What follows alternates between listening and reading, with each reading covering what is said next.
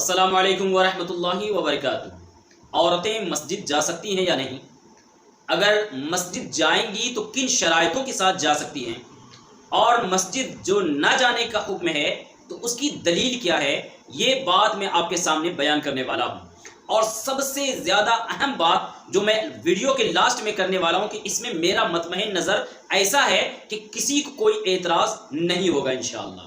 तो दोस्तों, इब्तिदाई इस्लाम में आका अलैहिस्सलाम के ज़माने में जिसको कि खैरुल कुरून कहा गया है, यानी सबसे अच्छा ज़माना कहा गया है, उस ज़माने में सारे ही लोग पाकबाज, मुत्तकी, परहेजगार हुआ करते थे।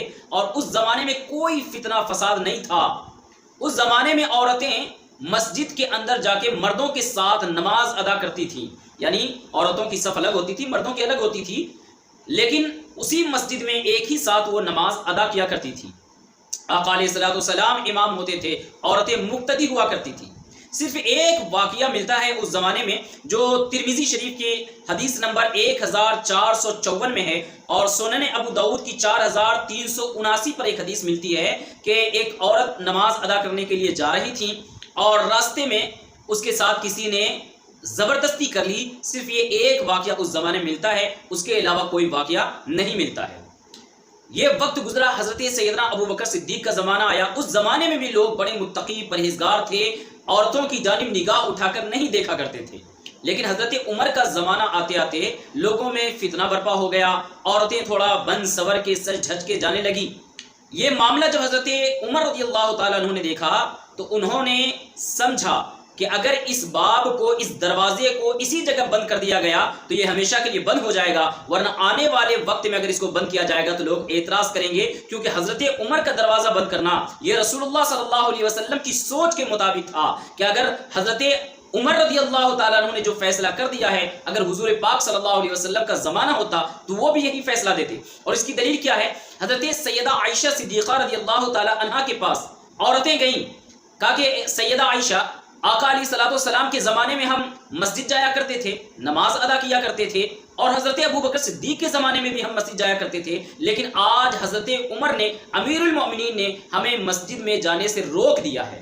उनको मालूम था कि इस पूरी सरजमीन पे सैयदा आयशा की बात ही है जो हज़रत उमर मान सकते हैं, लेकिन हज़रत आयशा ने जो जवाब दिया वो समाप्त कीजिए। हज़रत सैयदा आयशा रज़ियल्लाहु ताला अन्हा फरमाती हैं कि जो बिगाड़ और जो बातें आज के वक्त में, जो फितने रोनुमा हो गए हैं या हो रहे हैं, अगर ये बातें हुजूर भी देखते तो तुम्हें मस्जिद में जाने से रोक देते। हज़रत उमर ने सही किया है। ज़रा दोस्तों, आज के वक्त के हालात को देखिए, आज के हालात को देखिए कि अगर आज के वक्त में मस्जिद में औरतों का जाना होता तो मैं मानता हूं कि कुछ नौजवान भी मस्जिद में ज़्यादा जाते, लेकिन मस्जिद की जो बेहुरमती होती इसका अंदाज़ा आप उर्स में, मेलों में, ठेलों में, जहाँ पे भीड़ भड़ाका होता है उस जगह से आप अच्छे से लगा सकते हैं। मुहर्रम के मेलों में, ईद मिलादुन नबी के मेलों में, मज़ारों पे जो औरतें जाती हैं, वहाँ पे जो हार होता है, वहाँ पे जो तक़द्दुस पामाल होता है, वहाँ पे जो बेहुरमती होती है और जो बदनज़री होती है, जो गुनाह होता है, वो मुझे आपको बताने की ज़रूरत नहीं, आप अच्छे से जानते हैं कि ऐसी जगहों पे क्या हो रहा है और कैसे हो रहा है। ज़रा सोचिए, अगर आज मस्जिद में भी औरतों का जाना जायज़ होता, जाने की इजाज़त होती, तो यही मामला मस्जिद के अंदर भी हो रहा होता। आप ज़रा सोचिए कि हज़रत उमर के ज़माने में औरतें मुत्तकी परहेज़गार थी, मर्द भी मुत्तकी परहेजगार थे, इसके बावजूद चंद लोगों को देख करके हज़रत उमर ने वो दरवाज़ा बंद कर दिया। आज का वक्त होता तो शायद हज़रत उमर कोड़ा लेकर के खड़े हो जाते। आप ज़रा सोचिए कि मामला कहाँ तक जा सकता है। दोस्तों, अलबत्ता अगर आज के वक्त में भी कुछ लोग शराइत के साथ अगर कुछ औरतें मस्जिद जाती हैं तो उसकी चंद शराइत हैं जिसकी बुनियाद पर वो जा सकती है। वो शराइत क्या हैं? नंबर 1, पूछ करके निकले। बीवी है तो शौहर से पूछ करके, बेटी है तो बाप से पूछ करके निकले, और घर का जो गार्जियन है, मान लो बाप भी नहीं, शौहर भी नहीं है, तो बड़े भाई से पूछ करके निकलेगी। तो नंबर 1 है पूछ के निकले। नंबर 2, बापर्दा निकलेगी। नंबर 3 है रास्ता पुरअमन हो, रास्ते में कोई डर खौफ नहीं होना चाहिए।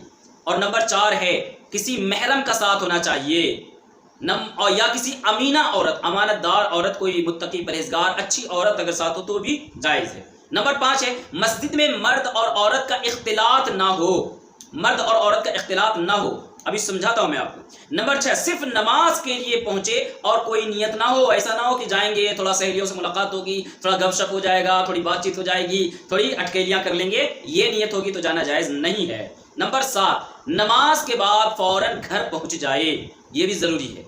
تو دیکھیے اگر آج کے وقت میں، اب میرا بھی مشورہ یہی ہے کہ اگر آج کے وقت میں مسجد کے بغل میں ایک روم بنا دیا جائے اچھا، اور وہ ساؤنڈ پروف ہو، آواز اس میں باہر کی نہ جاتی ہو اور اندر سے بھی باہر نہ آتی ہو، ایسا ساؤنڈ پروف ٹائپ کا کمرہ بنایا جائے، یا پھر یہ کہ عام کمرہ بنایا جائے، وہاں جا کے لوگ ہلہ گلا تو نہیں کریں گے عورتیں، انشاءاللہ یہ امید ہے، ایک سیپریٹ کمرہ رہے اور وہاں پر جا کر کے عورتیں نماز وغیرہ ادا کریں، مردوں کے ساتھ اختلاط نہ ہو، اور یہ جو شرائط بیان کیے گئے ان شرائط کو پورا کرتے ہوئے اگر عورتیں جاتی ہیں تو جائیں، ورنہ ان کا مسجد سے زیادہ افضل ہے گھر میں نماز پڑھنا۔